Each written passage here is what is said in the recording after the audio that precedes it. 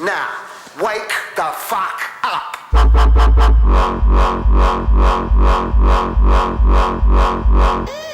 Casper.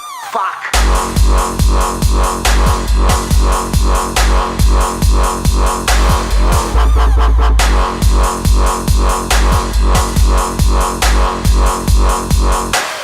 Oh, fuck me.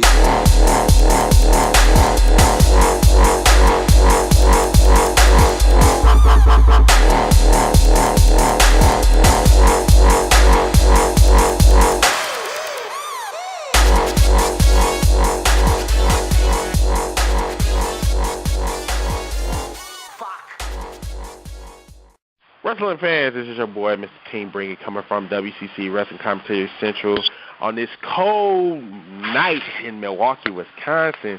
I do not know where in the fuck my co-host is, Ron, but that's okay because I'm reunited with my old co-host, Mr. Rockin' Reese, and you can catch him every Wednesday night on YouTube. Rockin' Reese, how you been, sir? Oh, damn, it feels weird being back here. I haven't been on an Uncensored show in a while, so it's like, feels good to be back home. Oh my God, me and you both.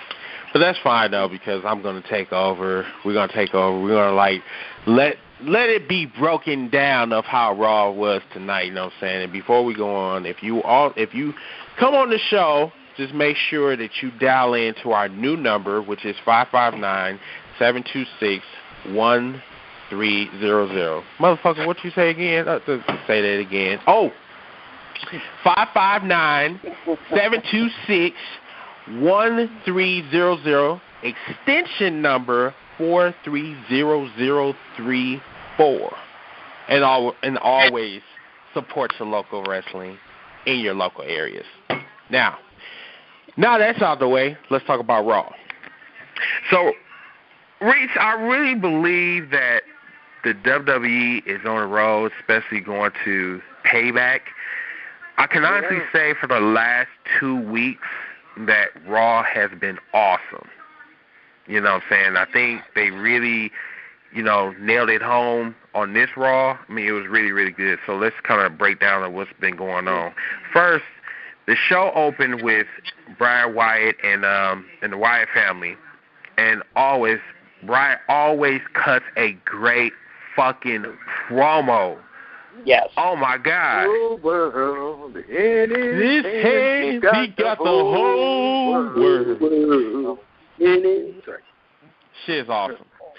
So then, once he was cutting his promo or whatever, John Cena, his music hits. Oh, and it reminds you, they was in London, England. So I don't know. I guess they're supposed to be back next week or whatever, but I guess this whole entire week they're going to be overseas. Remember, the fans created the John Cena remix. Yes, they did. But wait a minute, didn't we do that over here in the U.S.? WrestleMania, post-WrestleMania, yep. Yeah, we did it over here, but it pretty much continued overseas, though. But anyway, so when they was cutting their promo, John Cena music hits. He comes out. He faced the Wyatt family. He hits a AA on Bray Wyatt, runs out the ring and says, I got you this time, and blah, blah, blah. You know what I'm saying? You know how that whole story goes. So then, next, we go to our next segment, Cesaro and Paul Heyman. You know what? Paul Heyman, you are a fucking god in my book. Don't get me wrong. You are pretty much the best manager in WWE history. But please, we don't need to know that your client has beat the Undertaker's streak and blah, blah, blah, because you know what? Not a fuck was given about that. No one still don't give a fuck about that shit. Straight up. The name of the client. What was the client name? Brock that's the fact. Lesnar. Yeah, I had to love how the London crowd was cutting him off every time he tried to say it. Yeah, because they just like said, okay, because my client, and then they just finished it with Brock Lesnar. I mean, like, so sarcastic. It was hilarious. But anyway, Cesaro, he had a match against Sheamus. It was a non-title match. Ain't it kind of weird that Sheamus got booed in London? I mean, isn't this his fans? No. No. Man. British and Irish hate each other. Yeah, we hate the Irish.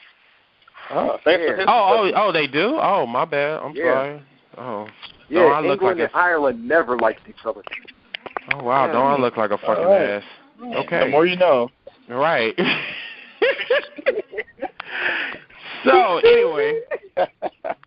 Right. So, I forgot who won that match. Who won that match, by the way? Cesaro actually won it. Cesaro? Okay.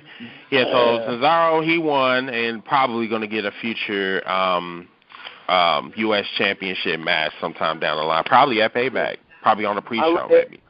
And you know what? For once, I actually got to admit, Cesaro actually got a little heat in this match without Paul Heyman because in the post-match, Sheamus goes over to shake his hand and said, all right, you got me.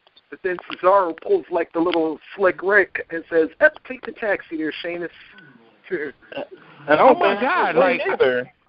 There was no big like, swing. damn, Cesaro's showing attitude for a change. I like it. And no swing. You know what? That King of Swing gimmick, I don't know. That's so gay to me, dude. I'm just saying. Wait a minute.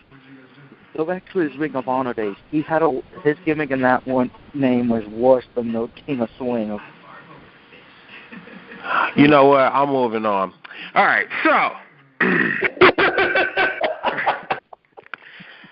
All right. No disrespect, but like anyway. Anyway. So there was a well, firstly it was announced later in the night that the Animal Batista was going to square off against Shield member Seth Rollins, and trust and believe that was a treat. But we're going to get to that a little bit later. So also there was a Beat the Clock challenge to determine who's going to challenge Bad News Barrett for the WWE Intercontinental Championship at WWE Pay-Per-View Payback. So it happened like this: Big E he defeated Ryback for the big ending.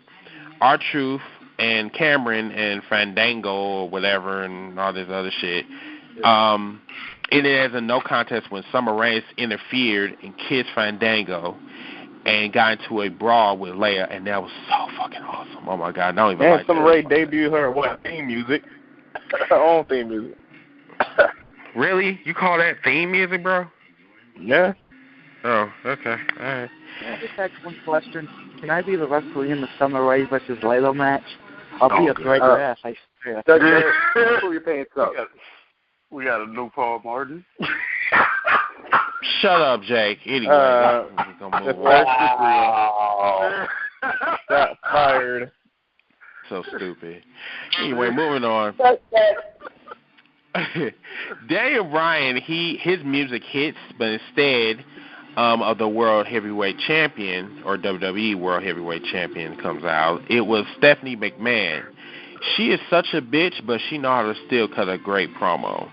She was talking about that she was, trying to be passionate, and then a loud CM Punk chant hits the arena, and then pretty much Stephanie said that she's not, and I repeat, she's not going to strip Daniel Bryan of the WWE World Heavyweight Championship, but what she wanted, or should I say, what she demanded was that she wanted Daniel Bryan to come next week with the championship with a neck brace. Remind you, he had surgery last week, and surrender the WWE Championship. No. If you think that's going to happen, there's some beach property down in Antarctica that's available for you to buy because that ain't going to happen. I'll give you one better. If you think that's you don't want to see Kane be the new champion? I mean, why not? I mean, come on now. They're going to have a match for it, man. I mean, they're going to probably do one of Rock's moves. I mean, they're not going to probably defend the championship until, Money in the Bank, maybe? I don't know. Yeah, I don't think throw his belt over the bridge or something. I mean, come on now, B-Dub. Let's be honest. Let's be honest about this. Is the WWE World Heavyweight Championship really relevant right now because Daniel Bryan actually got the belt? Let's feel this. I could definitely say that this is the first time in 10 years I can remember a champion not being booed. True, but still. Anyway, let's move on. Okay, so 3MB comes out as the Union Jacks. Lana comes out and cuts one of her typical promos about her and Vladimir Putin or whatever from Russia or wherever and shit. Rusev gets introduced with a pretty big ovation. I was even shocked my damn self. And then he comes out and just squashes Heath Slater, and it was just crazy. It was pretty much just slaughter. That match. Go ahead. All right. Everyone last week heard me what I said. I called out that dumbass fucking rapper Whale. So Whale, guess what? They're not racist because he beat up 2 white guys and a dude from the Middle East. Boom! He beat up everybody but Yoshitatsu. So next week we'll make him get killed. Wow. So you telling me that you wanted 2 minutes to tell us that his beating up folks was not racially motivated? Exactly. Really? Last week. Really, bro? That's what we never on? again, Wale should never be mentioned on the show or any show ever again. Thank you. Oh my God! Look! This is what's that guy from the Clippers? Oh, Donald Sterling. Yes, exactly. This is not a Donald Sterling incident. Well, then again, it is, but it's kind of got like a little twist behind it. But anyway, who is judging? I'm not judging. I'm just saying. Sure. Let's go on to the next issue. All right. So there was a backstage segment with the Shield. Seth Rollins was talking about his match against Batista later tonight. They also had a brawl last week on SmackDown. He was also talking about that. Roman Reigns showed off his scar, and look, audience, the scar was hideous. It was disgusting. I'm like, dude, like, did your ex-wife cut you on the top of your eye? Because I'm like, what the fuck? What happened? So I guess there was a collision. There was a fight between him and Randy Orton.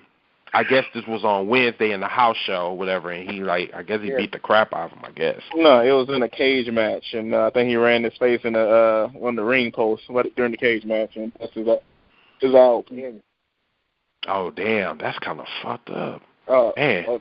Yeah, dude, I saw the thing like when it was before he got stitched up, and I was like, God damn. Not right. They could have said mature audiences only, but still, Well, he did. They did, but it was already shown on TV. He said, "Whoops!" Come on now. Just because you put the PG sign on there and just says violence does not mean that's actually the fuck out of here. Are you telling me wrestling is real? Fuck out of here. Well, guys, wait a minute. There was a good thing about that. With that injury now, he can now play Sagat in the new Street Battle film. Oh, wow. I knew who? Street Battle. Street Fighter film. Anyway. He had a black eye, too, didn't he? Man, that eye was swollen, dude. I thought he had pink eye at first. I'm just saying. Man, that's the best you got. What I was going to say. You so stupid. I mean, shit, what else? I mean, shit, you could say he had like a snake bite. Shit. I mean, yeah, that's the best I had. Shit, just saying. Oh, I was talking about Roman said that was the best he got. Oh, yeah. Oh, I thought you was talking about his eye. Never mind. Okay. Oh, I know you were, but anyway. All right, so we go on to Rob Van Dam. He defeats Alberto Del Rio at 488 seconds in a beat the clock challenge. RVD won 15 seconds remaining compared to the 502 victory Big E had against Ryback earlier in the show. So with that win, came in a quick fashion for then Big E.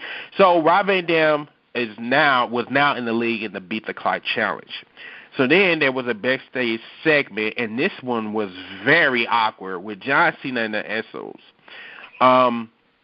Ray Young was interviewing the three guys, which pretty much turned into mostly a comedy. It was a comedy segment, but to be really honest with you, audience, this was very, very dull as fuck. And I said this in the form of the WCC group. I just said that every time that a brother or somebody else is in the segment with John Cena, sometimes it's like an awkward moment, especially when you don't have that chemistry. I'm just saying. Well, come on, they both be on Total Divas, so they just give them a What the shout. fuck that got to do with it, bro? Wait a minute. Giving them TV time. Wait a minute. That was John Cena. Yeah, but they ain't in scenes with each other though, bro. That don't mean nothing. That shit's crazy. Yeah, them beating their chest was kind of awkward though. Yeah. Yeah, it really was. All right, so now we go on to Seth Rollins versus Batista via disqualification. So it was revealed that Triple H was going to be the special ring announcer for the match, while Randy Orton served as the special guest timekeeper. Roman Reigns had something else up his sleeve because he brought the rest of his Shield brothers, Dean Ambrose and Roman Reigns, to be special commentators for the match. And like they say, when you have like 6 guys that don't like each other, trust and believe it's not going to end very well. So Chris, can you use that line you just said that you posted on WCC, because you had me cracking when you posted that. What? What Ambrose said to JBL. Oh yeah, that shit was hilarious. You know, then Ambrose, dude, like I applaud you because, dude, you know how to like really just cut somebody, like just make their life like just like shit. So he was on commentator and he was saying to JBL, he said, I don't know why you got to be scared. He said, oh, don't worry, I'm not here to outshine you. And JBL just had this like booty look on his face, like, motherfucker, I can't believe you just said that to me. She was hilarious. I mean, I had no choice but to laugh. I'm sitting up here like, wow.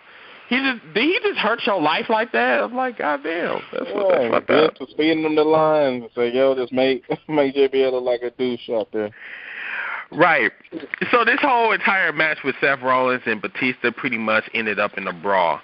The overall match, Batista did just dominate the match. It was, I mean, even though it didn't last long, but it was still a good match. And Dean Ambrose was taking a lot of, Seth Rollins. What the fuck? Seth Rollins was taking a lot of bumps because, like Reese was saying, I think it was you, Reese.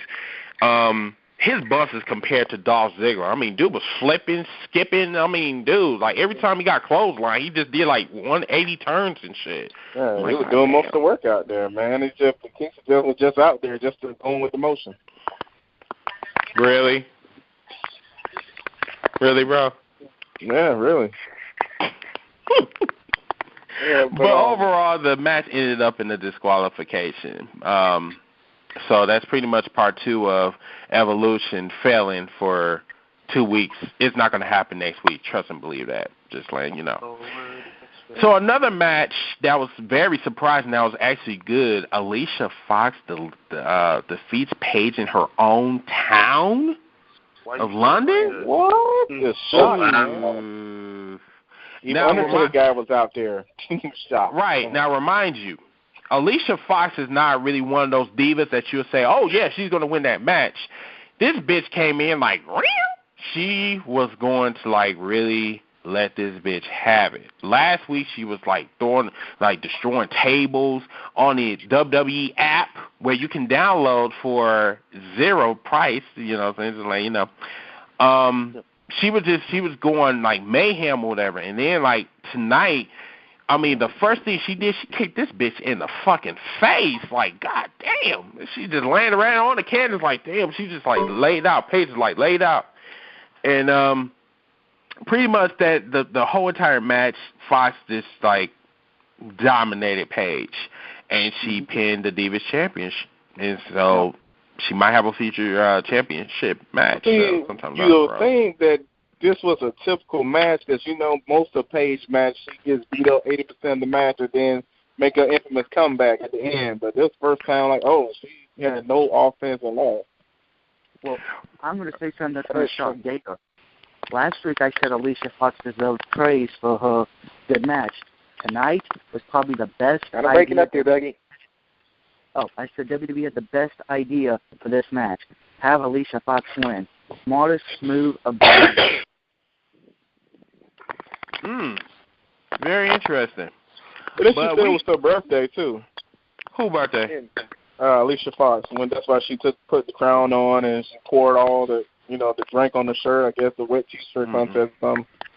And they had to switch the camera. So you telling me that because it was her birthday, they let her get the win? Yeah. Oh, get the fuck out of here! And to prove that they're not racist because of all the Donald Sterling stuff. So. No. Oh, please, come on now. Anyway, I'm moving on now because that was too much. That was too much coonery going on. Right, that's too much. That's controversial coonery at its best. Well, I'm gonna leave that alone. So anyway, we're going to Dolph Ziggler defeats Mark Henry, and they beat the. Wait a minute, Dolph Ziggler didn't beat Mark Henry. As a matter of fact, nobody won. Anyway, Dolph Ziggler, he faced Mark Henry in the Beat the Clock Challenge. But however, he failed to beat Rob Van Dam's time, which was 4:88 seconds earlier that night. That pretty much was a squash match. We already knew that Dolph Ziggler was not going to win because his ongoing issues with the authority, behind the scenes, he's not going to get a push. No time, no soon. I mean, he's not going to get a push. So close.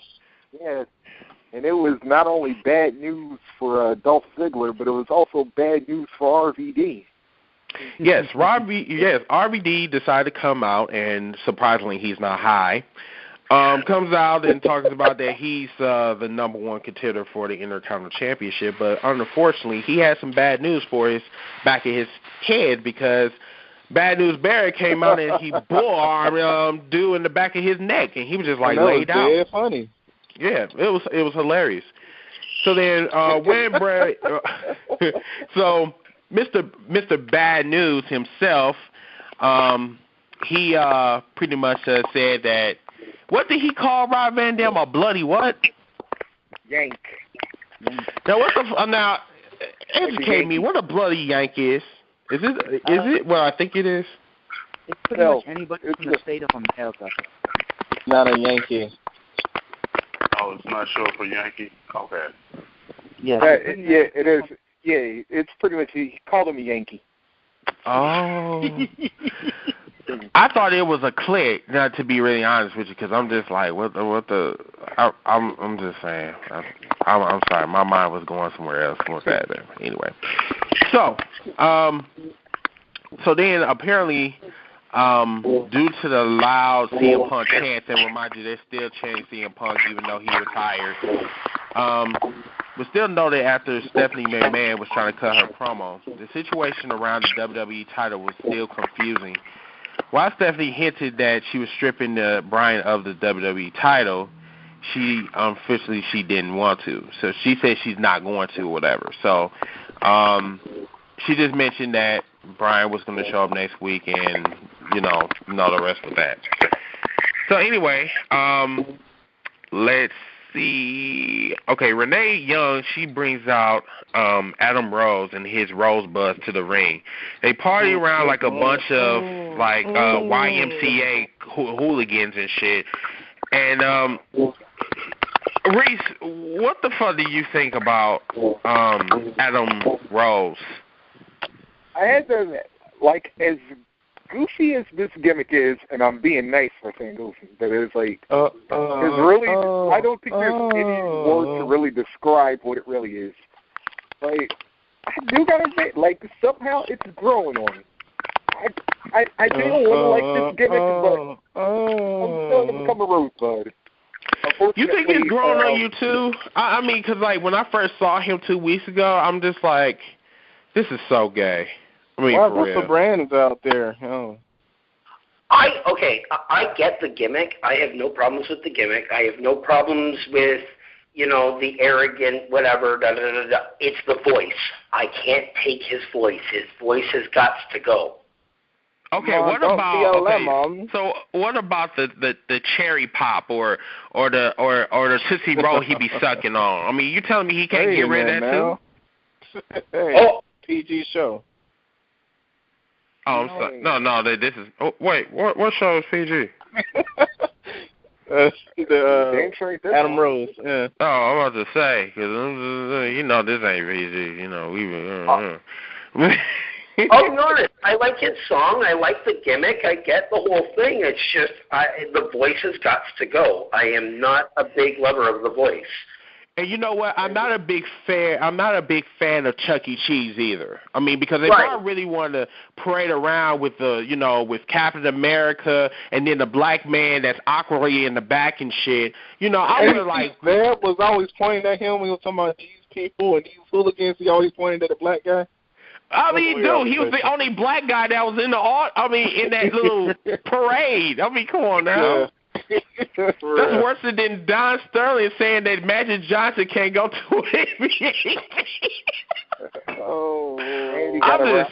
I'm just saying, like, dude, kind of make a mixture or something. Don't make it the only black man that's in a white crowd. I mean, come on now. Yeah, and by the way, I don't know if it's just me, but is Adam Rose kind of like trying to create like a Neverland thing? Because he got a bunny rolling around, he got a penguin. What's he gonna have? I need you to shut up.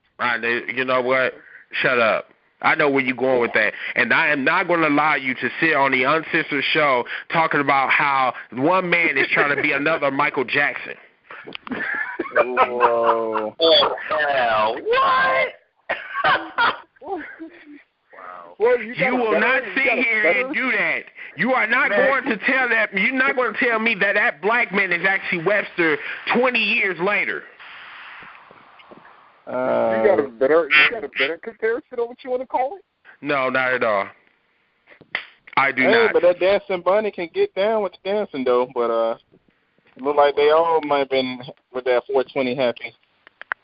And by the way, I'm glad you brought up the Captain America thing because I was like, notice woman is not ripping off Rey Mysterio's damn costume ideas. Oh, man. Thank God, please. We don't need another. Oh, my God. Mm-hmm. Captain America is awesome, but that's another issue. So, anyway. So, let's go to the main event, John Cena versus Luke Harper via disqualification. Let me tell you something. When I say that Bray Wyatt and the Wyatt family is the next Undertaker, it is. It was more evident today. So, when he came out, the whole arena was lit up. And I don't mean by fire. I mean by lights. So, the whole world in the audience pretty much had their cell phones. You know what I'm saying? You know how you flash on your cell phone? Yeah. Well, you had the whole entire audience like lit up with their cell phones. Dude, that was so fucking awesome. Their own personal lanterns, and they was all waving back and forth, man. That was awesome. Back before they did that, they used to hold lighters up in the air. Right. So what they've done now is they've turned their cell phones into flashlights and then just holding up the light for the LED for the flashlight. I'm surprised WWE app doesn't come with a Bray Wyatt light on there. You never know. It might happen. I mean, he was staying in the ring, and it looked like that there was a flashlight that was like shining on him while he was doing this promo. What happened to the creepy kid? They just supposed to pretend he never existed or what? He went back to Sister Abigail. Yeah. Oh. Mm-hmm. Don't worry, there may be another one coming. There may be another one in Chicago in a couple weeks. And Chicago is very anti-Cena. Trust and believe. Oh, I know that. And this was way before CM Punk came on the scene. This city do not like John Cena whatsoever. I don't know. It got something to do with the Midwest. I do not know what it is. But when he come to that city, they boo the fuck out of him. I don't know why. It's almost as bad as Toronto. Doing the hell out of him there. Yeah. Toronto's almost as bad as Chicago, too. Like, we're really close. Like, Toronto fans absolutely despise Cena. Now, remind you, this is your face. So I'm just saying. So anyway, the match was good. You know, Luke Harper, I will give him his due. He is one of the most unorthodox, like, 6'7" guys that's very athletic. He did a Hurricanrana that was just What the fuck? That was a new move right there. That was impressive. That was it was very impressive, and then John Cena tried to do it. I'm just telling you're not gonna outshine me. I'm gonna tell you can't see me. You know, I mean, dude, that's motherfucker, man. He tried to do a hurricanrana, and the shit turned out sloppy. But anyway, the finish was Bray Wyatt attacked Cena, caused a well, actually, one of his cronies came in and attacked John Cena, causing the disqualification finish. So then after the match, the Wyatt family beat down John Cena in and out the ring.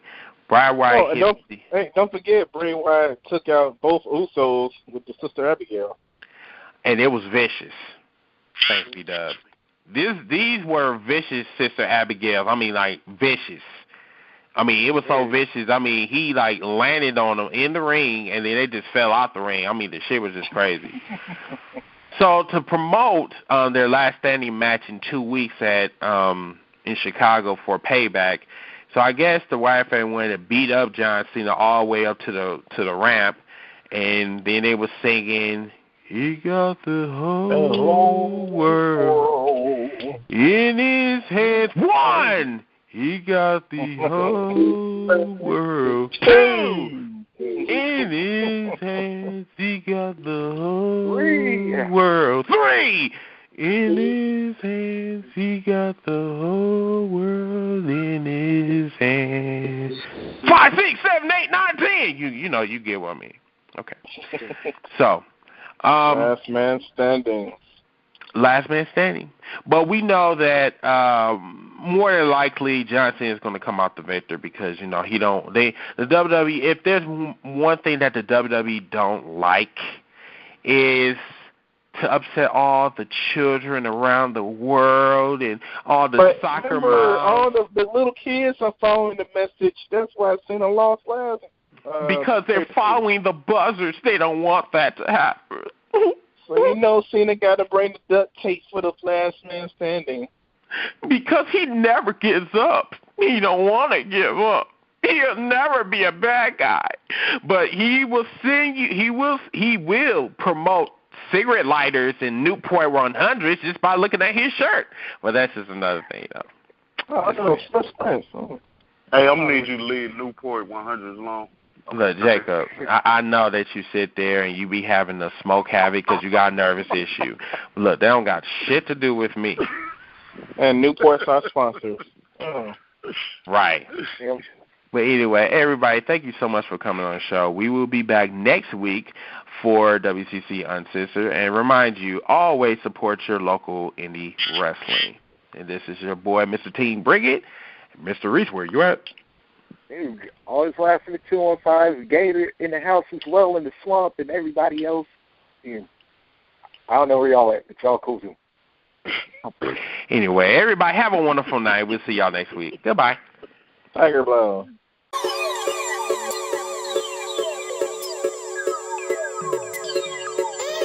Let me tell you something, Sam. When your spirit is floating down that tunnel toward the light, you know what's behind the light? It's not God, it's me. And I'm going to kick your Ponzi soul all the way back down the tunnel till you choke on your own fucked up ribs. Now, wake the fuck up.